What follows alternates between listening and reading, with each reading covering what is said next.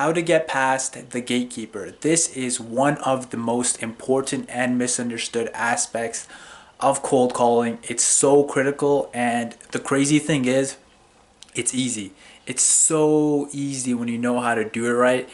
I personally get through the gatekeeper 35% of the time. So in this video, I'm going to be showing you guys how to get past the gatekeeper, what tonalities to use, the right scripts you want to be using, and just the overall strategy behind it. I'm also, at the end of the video, going to be calling the gatekeeper live on camera myself and showing you guys how it's actually done in practice. And I've talked to agency owners who will say like, oh, okay, I called like 50 people today or whatever.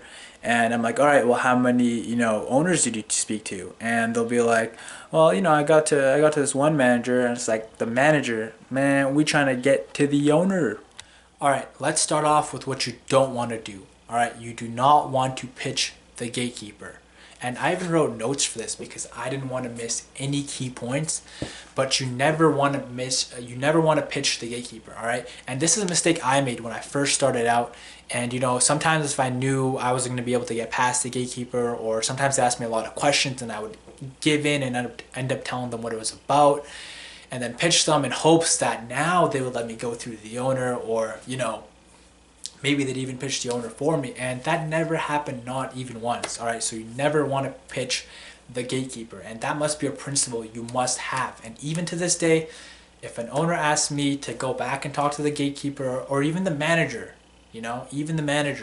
I will not do it. I will not do it. I will hang up the phone before I talk to the gatekeeper or the manager. Because when you're a valuable business owner, you only want to talk to another valuable business owner. All right, you only want to use your precious time and energy talking to another business owner. You don't want to waste it on anyone else. Okay, and that's the mentality you have to have. And for you to have that mentality, you need to have an abundance mentality. Okay, so you need to know that there are an infinite number of prospects in your niche, whatever niche that may be. I'm in the dental niche, so I know that there are millions of dentistries in the world, and no matter how many calls I do, calling 24/7, I will never get to all of them, ever, right? Because even then, they're closing, and some are closing, some are reopening, so there are an infinite number of prospects, right? So look, the thing with the gatekeeper and the manager is that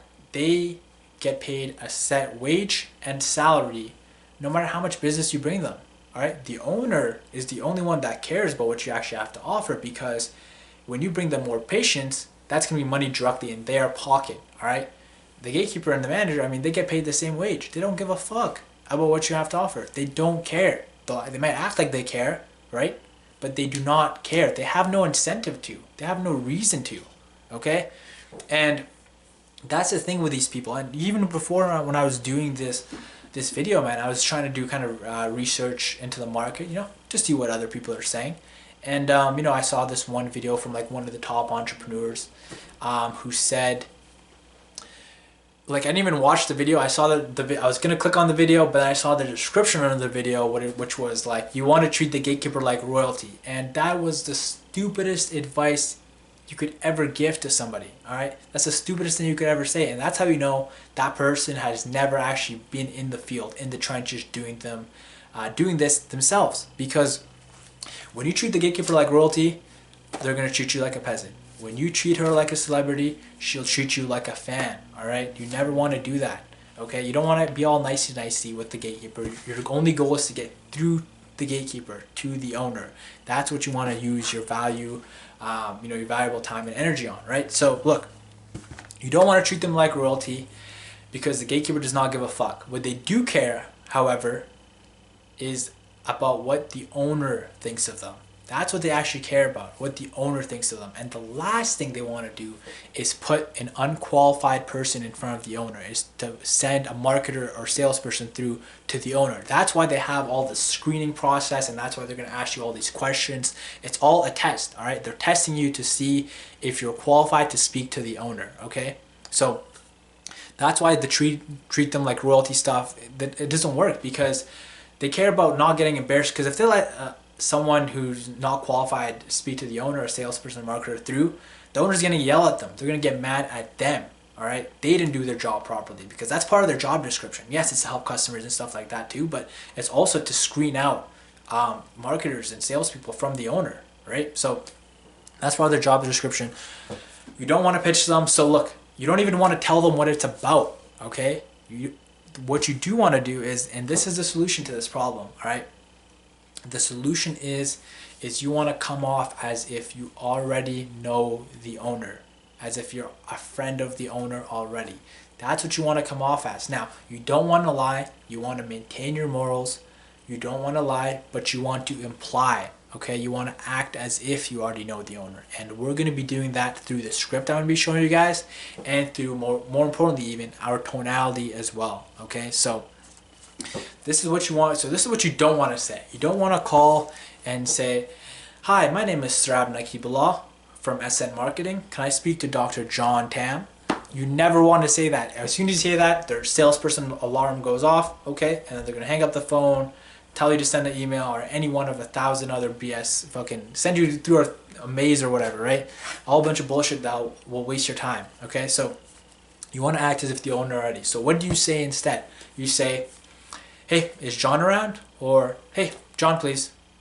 And they'll say one of three things, all right?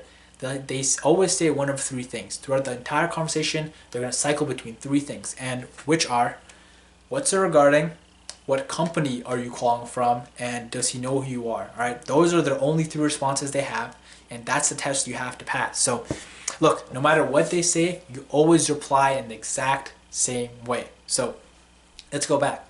So, "Hey, is John around? John's busy right now. Can I take a message?" "Sure. Can you let him know it's Sarab calling?" "What company are you calling from?" As long as you let him know it's Sarab calling, you should be good. And after that, you should be good. Sometimes if they're really pushy and they really need to know what it's about, you can say it's personal business, and after that, they'll leave you alone. But as long as you say those basics, you're good. They will let you through, okay? So this is the strategy I use to get 35%, get through 35% of the gatekeepers I talk to. And, they have the same responses every time, all right? It doesn't matter what they reply to you with or what questions you ask. The only thing you reply is, "Can you just let them know it's Sarab calling?" As long as you let them know it's Sarab calling. When you say as long as you let them know it's Sarab calling, you should be good. That they're just going to get a sigh of relief that are like, their alarms are going to go down. They're going to be thankful. Okay, fine. Okay, yes, I should be good if I let this person through. Okay, so at that point, they're either going to let you through, or they'll take your information down for the owner to call you back. So if you do this strategy properly, you will get through 1/3 of the gatekeepers. Now, let's talk about tonality, because that's equally as important as the script, all right? So the tonality you want to have here is you want to use your kind of deep primal voice, all right? Because the gatekeeper is going to be a woman 99% of the time. So you want to use your deep primal voice that kind of, you don't want to act like you're above the gatekeeper, right? You don't want to act like you're better than them and things like that. What you do want to do is that imply through the tonality that you don't have time for this, all right? You don't want to waste your time, all right? Which is why you say those short sentences and then you shut up after. You say those and you shut up. You don't give them more information, all right? You don't tell them your last name. You only say those sentences I gave you, those 3 sentences, sometimes the 4th one, and then you shut up, okay? That's all you need to say. And then, so you want to use your deep voice, right? Because since you're talking to a girl, women naturally respond to men with deeper voices. So you want to use your kind of deep primal. You don't want to like fake it, right? You just want to use more of a deeper primal voice. So when you do that, mixed with the script, they're going to let you through because they know you're a high status business owner or whoever, and they're not going to want to fuck with you and waste your time, all right? Because they're going to, in their head, they're going to be like, man, I'm going to come off as rude if I keep asking this guy who already knows the owner all these questions, right? So you're going to pass the test right away, and you're going to break through that gate and get to the owner, which is what our goal is, all right? So a common, and again, I want to emphasize the silence aspect of this because that's super important, all right? If there's a long silence or a long pause in the conversation, right, and it's going to be that point where they're trying to, oh, should I ask him more questions or should I just let him through? That's what's going to be going on in their head. So when that point is happening, you want to stay silent. It's natural for you to kind of want to fill that void, but you want to stay silent and you want them to be the one to talk first. Okay, so even if it's silent for 5 seconds or whatever, right? You let them fill that void. You let them speak first. Okay, so that's super important as well. So now, why does the script work so well? Because you're not even like when they're asking these questions, you're not even answering these questions. All right, you're kind of giving your own responses and just kind of taking control of the conversation. Okay, which is how you're going to be passing through these people. Now, a common concern I had before using this strategy was, look, is the owner going to get mad at me for kind of deceiving his gatekeepers? And the answer to that is yes, rarely. Okay. Yes, they will. Every once in a while, they'll get mad. So for me, I mean, look, probably like one out of 8, 1 out of 9 will kind of get mad and say, "Oh, did you tell my gatekeeper you knew who I was, or that we know each other?" And if that happens, which will happen like maybe like 1 out of 8, 1 out of every 9 times, you just say, "Yeah, look, I didn't let your receptionist know what it was about, but the reason for that is because I wanted you to make that decision for yourself, whether you want to work with us or not," and then you kind of follow your script from there. But that's the response you get when that does happen.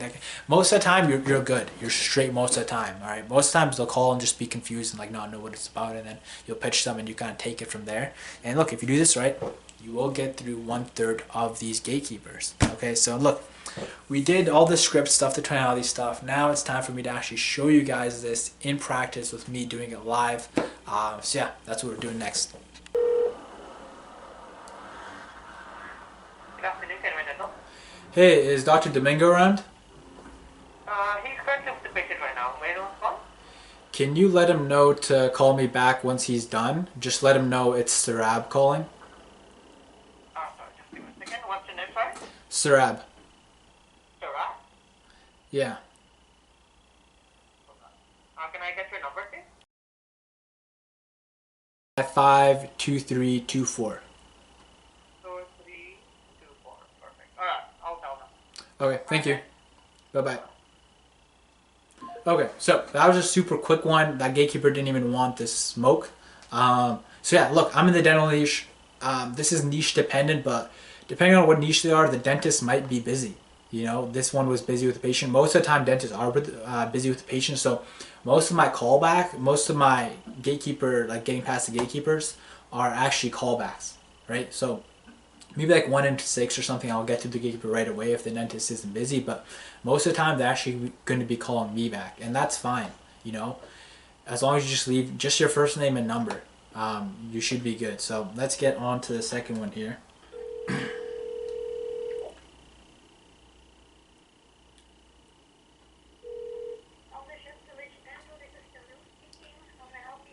Hey, is Dr. Rasha around? She went home already. Who's calling? Sarab, do you know when the next time she's going to be in? Tomorrow. Okay. Can you leave a message for me? Sure. Can you just let her know Sarab called, and then she can just call me back when she's done? When she comes in tomorrow? Okay. Can you spell your name? Sorry. SEHRAB. SEH. Okay. Perfect. I'll let her know. Do you have her phone number? You can take down my number just in case. Okay. Your number?